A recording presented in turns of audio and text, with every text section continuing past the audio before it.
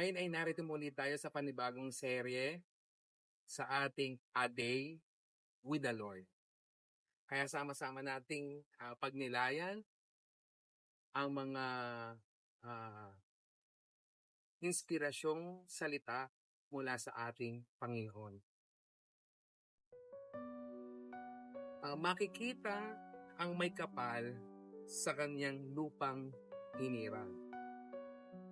Napakaganda na ating makita at mapagnilayan kung gaano kaganda ang nilikha ng Diyos.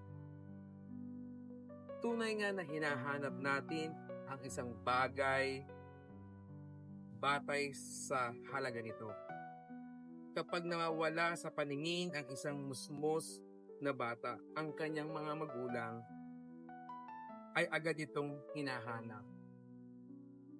Walang pinagkaiba ito sa nilikha ng Panginoon, kung paanong hinahanap niya ang mga bagay na kanyang nilikha.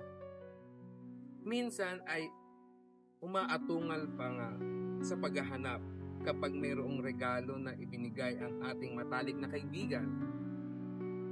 At ito ay nawawala agad din kapag ito ay ating nahanap.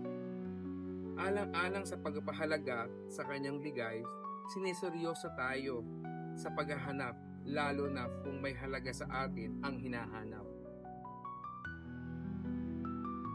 Ipinakikita ni Jesus ang kanyang seryosong hangarin na iligtas ang lahat.